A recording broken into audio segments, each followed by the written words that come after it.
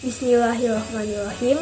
Assalamualaikum warahmatullahi wabarakatuh. Halo kawan-kawan, perkenalkan saya Mahalani Homnia.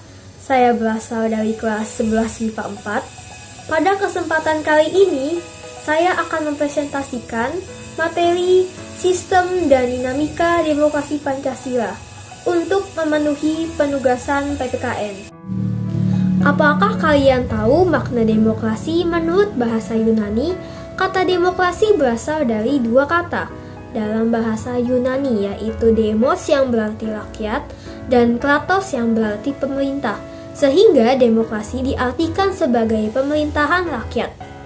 Dalam pandangan Abraham Lincoln, demokrasi adalah suatu sistem pemerintahan dari rakyat, oleh rakyat, dan untuk rakyat. Sebagai konsep, demokrasi adalah seperangkat gagasan dan prinsip tentang kebebasan yang juga mencakup seperangkat praktik yang terbentuk melalui sejarah panjang. Pendeknya, demokrasi adalah pelembagaan dari kebebasan. Pelaksanaan demokrasi di beberapa tempat bisa berbeda-beda akibat perbedaan sudut pandang. Dikutip dari buku PPKN untuk kelas 11 dan internet, berikut adalah klasifikasi demokrasi dan macam-macam bentuknya. 1. Menurut titik berat perhatiannya, yaitu demokrasi formal. Demokrasi formal umumnya dianut oleh negara-negara liberal. Sistem demokrasi ini menjunjung tinggi persamaan di bidang politik, dan tidak ada upaya mengurangi maupun menghilangkan kesenjangan di bidang ekonomi. Lalu demokrasi material.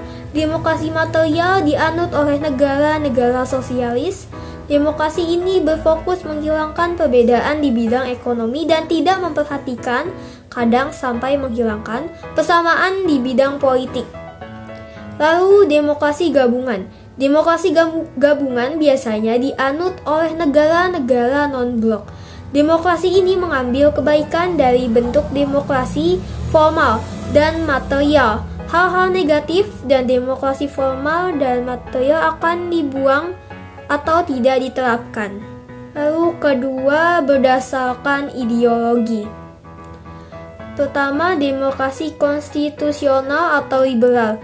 Demokrasi ini didasarkan pada kebebasan atau individualisme dan kekuasaan pemerintahnya dibatasi oleh konstitusi.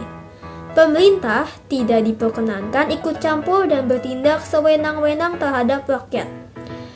Lalu demokrasi rakyat proletar. Demokrasi ini terbentuk atas dasar paham Marxisme komunisme yang bercita-cita mewujudkan kehidupan tanpa mengenal kelas sosial. Setiap individu dibebaskan dari keterikatannya pada kepemilikan pribadi tanpa ada paksaan dan penindasan. Akan tetapi, paksaan dan cara kekerasan akan tetap dilakukan bila memang diperlukan demi terwujudnya cita-cita demokrasi rakyat. Demokrasi Pancasila bersumber dari tata nilai sosial dan budaya bangsa Indonesia. Dan terakhir, ketiga, berdasarkan proses penyaluran kehendak rakyat. Ada demokrasi langsung. Demokrasi ini melibatkan rakyat dalam pemerintahannya. Setiap warga negara diikutsertakan secara langsung dalam permusyawaratan untuk menentukan kebijaksanaan umum negara atau undang-undang. Lalu demokrasi tidak langsung. Bentuk demokrasi ini dijalankan dengan sistem perwakilan melalui pemilihan umum. Demokrasi tidak langsung diterapkan pada negara yang wilayah dan jumlah penduduknya semakin banyak dengan permasalahan yang semakin kompleks. Selanjutnya saya akan menyebutkan prinsip-prinsip demokrasi. Yaitu menurut Henry B. Mayo, prinsip-prinsip demokrasi yaitu menyelesaikan perselisihan. 2. Menjamin terselenggaranya perubahan. Ketiga, menyelenggarakan pergantian pemimpin. Selanjutnya menurut Alamudi, yaitu kedaulatan rakyat, kedua kekuasaan mayoritas, dan ketiga hak-hak minoritas.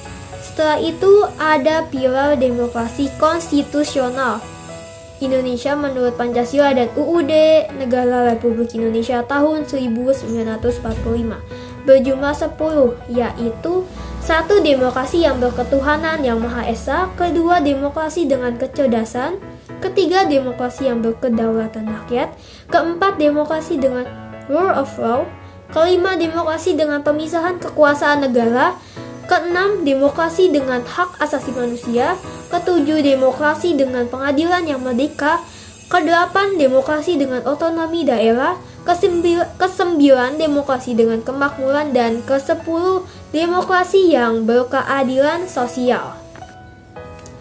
Ada banyak literatur yang memuat indikator sistem pemerintahan demokratis. Salah satunya adalah buku yang berjudul Politik Indonesia, Transisi Menuju Demokrasi, tahun 2004, yang ditulis oleh Afan Ghaffar, seorang politikus dan profesor ilmu sosial dan politik Indonesia asal Tentre Bima. Menurut Profesor Afan Ghaffar, indikator sistem pemerintahan demokratis ada 5, yaitu sebagai berikut. 1. Akuntabilitas. Akuntabilitas merupakan salah satu indikator dari sistem pemerintahan demokratis. Dalam sistem demokrasi, setiap pemegang jabatan di pemerintahan yang dipilih oleh rakyat wajib mempertanggungjawabkan kebijaksanaan yang hendak dan telah ditempuhnya. Tidak hanya itu, pejabat itu juga harus dapat mempertanggungjawabkan ucapan atau kata-katanya. Serta yang tidak kalah pentingnya adalah perilaku dalam kehidupan yang pernah, sedang, bahkan yang akan dijalaninya. Pertanggungjawaban itu tidak hanya menyangkut dirinya, tetapi juga menyangkut keluarganya dalam arti luas, yaitu perilaku anak dan istrinya, juga sanak keluarganya terutama yang berkaitan dengan jabatannya. Kedua, rotasi kekuasaan. Indikator yang kedua adalah rotasi kekuasaan. Dalam sistem pemerintahan demokratis, peluang akan terjadinya rotasi kekuasaan harus ada dan dilakukan secara teratur dan damai. Jadi, tidak hanya satu orang saja yang selalu memegang jabatan, sementara peluang orang yang lain tertutup sama sekali. Ketiga, rekrutmen politik yang terbuka.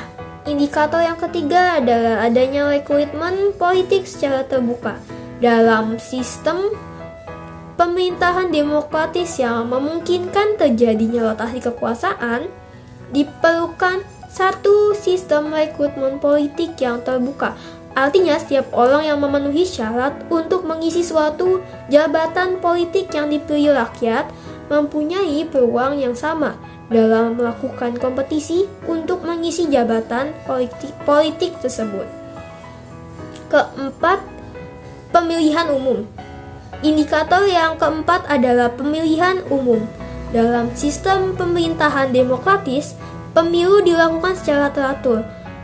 Pemilu adalah sarana untuk melaksanakan rotasi kekuasaan dan rekrutmen politik.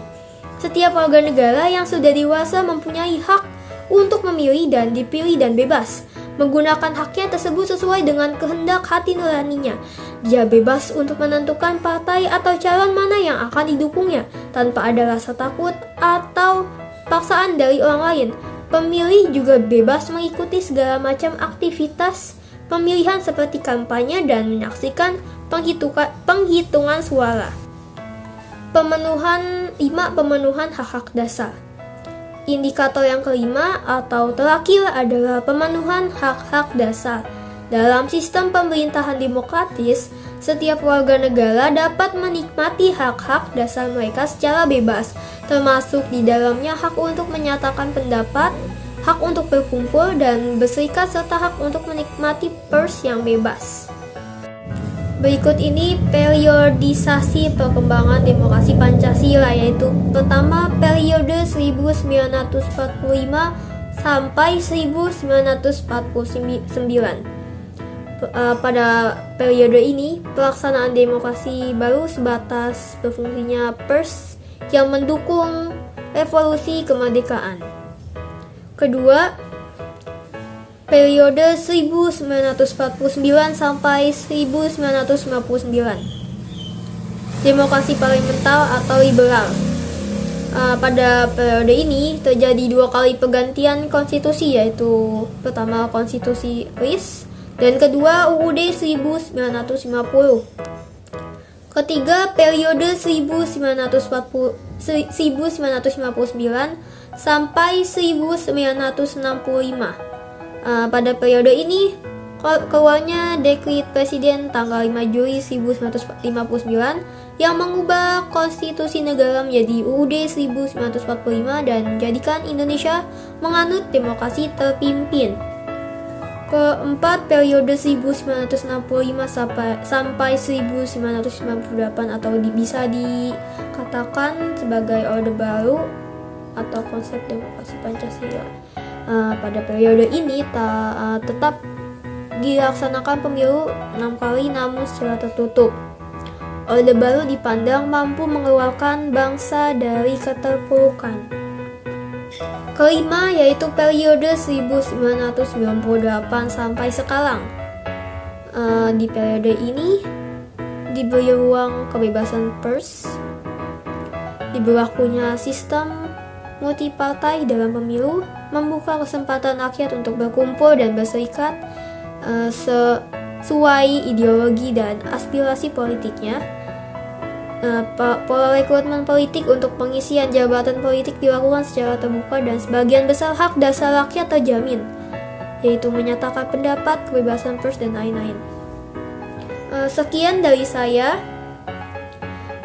Terima kasih. Wassalamualaikum warahmatullahi wabarakatuh.